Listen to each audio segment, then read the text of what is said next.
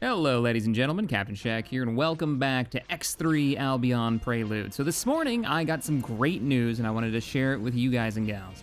It turns out that, well, X3, the Star Wars mod, the Lit Cube version of it, has gotten an update. Now, this is a total conversion for X3 Albion Prelude and the Lit Cubes mod on top of that. It's a total conversion that brings that fantastic mod into the Star Wars universe. Now, there's links in the description to go and check out the mod yourself. It goes over to the ModDB page. It's very easy to install if you follow the directions, to the letter. You can install it pretty quickly. The new update, and it's a pretty major one, adds a ton of new ships. It also has done a lot in the way of making the game run a bit better. Now, the footage that you're seeing in the background isn't from me. It's from the mod author, well, most of it.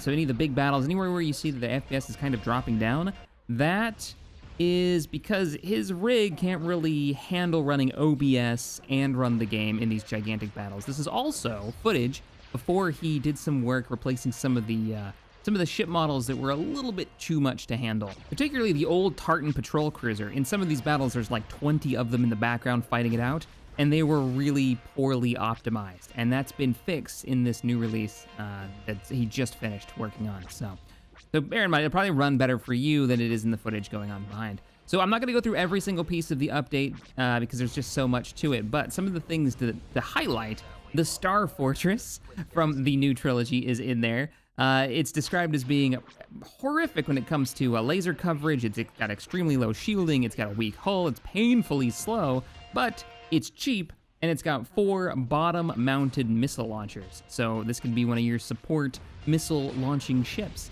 if you have the extra missiles in your fleet to maintain it.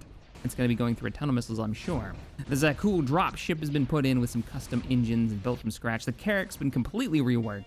That's the Imperial Anti-Fighter Patrol Ship, or Escort Ship, I guess you could call it. There's even a prototype version of it that has heavy weapons on board. The standard version's got flat cannons and, base Imperial weapons. The Quad Jumper has been added. This thing is bizarre. It's a civilian TM class ship, and it can also weirdly mount and carry one fighter on top of it, like literally attached to it. So, I guess you could use it to go and collect, those random fighters that you might salvage and bring them back to base using its jump drive or hyperdrive. There's also a mining variant of the Quad Jumper. It's an M3. So fairly small in the way of nothing like a Y7, but all right, I'm down for more miners, sure. And it's a civilian variant too, so you're not seeing like a rebel ship outfitted for mining. The V-Wing Airspeeder has been added. I don't remember what game this originally comes from. I do remember playing it. I think it was on N64. It's very wing-shaped ground attack craft. So that's now in. The biggest addition has to be the Secutor class Star Destroyer. This is the massive carrier from the Clone Wars era. It's probably one of the largest Clone Wars ships that they built in canon. It can carry a total of 144 fighters internally and an M6 docked up with it. Pretty freaking cool. Perfect for that command ship. Now, bear in mind, it is quite laggy, and it can freeze the game up momentarily while it loads in because it's high detailed and massive, as you can see from the battle raging on in the background. Everything on it's been built from scratch, including the turrets, cameras, all that. So now, my most favorite thing that he's added here isn't one of these massive ships, sort of. It's the M7M. This is the missile variant of the Victory class Star Destroyer. It has 6 missile launchers, and they just look really good. I love this. I absolutely love this. Interesting that he's got the missiles coming out from the front. I always suspected that they came out from where the wings portions are, but maybe that's not actually true. Anyways, happy to see that, and it's actually playing its role in this mod that it did in canon as a missile support cruiser. Very, very cool. Now, for the explorers out there, there are 2 new ships that can be found in the galaxy somewhere.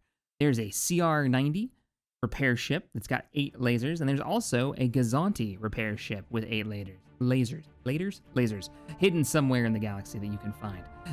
And I really love this, the drones in the game, particularly the ones for the Empire, have been swapped out, so they are no longer the Curus, I think that's how you say it, drones. They are now TIE droid drones. So you can really outfit your entire frigate fleet for either defense purposes or maybe even your own ships with nothing but drone fighters in the TIE variants.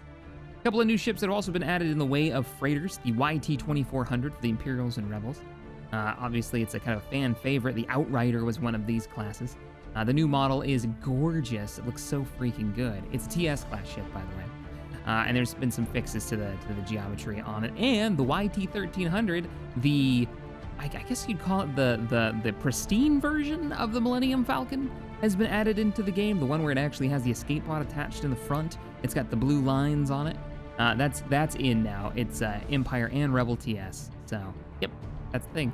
This also doesn't apply to the Falcon variant. The New Republic got a new fighter, a B-Wing Advanced model, replaces the old model, and it's got a whole rework. So a lot of these are ships that were already in and have gotten a total rework, particularly the 2400 and the YT, it seems.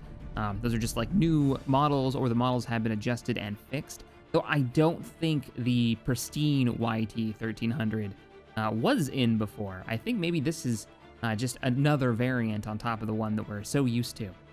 Let's see. There's a few changes to some of the ships, so keeping this in mind, if you're updating your current game, this is going to change those ships in your fleet. He's fixed the broken turrets on the Quasar Fire Carrier for the Imperial variant. The Nebulon B now has the ability to have freighters dock with it. I guess this was added a while ago, but it was broken in another update. This is for the Rebel version of the M7. So that's a thing now. The Scimitar Miner for the Empire, the TIE Miner, its cargo capacity has been doubled in size. There's a bunch of gameplay changes. I'll leave those to the actual posts over there on the ModDB page. If you want to know how certain weapons have been changed for their ranges and whatnot, go ahead and check it out. There's been a few graphical changes and tweaks here and there, particularly for a lot of ships that had some issues with the bottom of the ship. Sometimes you'd see like a hole down there. That has been corrected. So the great news is this is out. You can play it right now. It's got a bunch of new ships and a bunch of new content. It's supposed to run a lot better. I'm doing a full install as we speak, doing a fresh install of the mod. I want to test it and I want to get into it. I want to start building up the Rebel Alliance and get back into the cockpit, so I'm looking forward to it. You don't have to do a full install. You can do an update.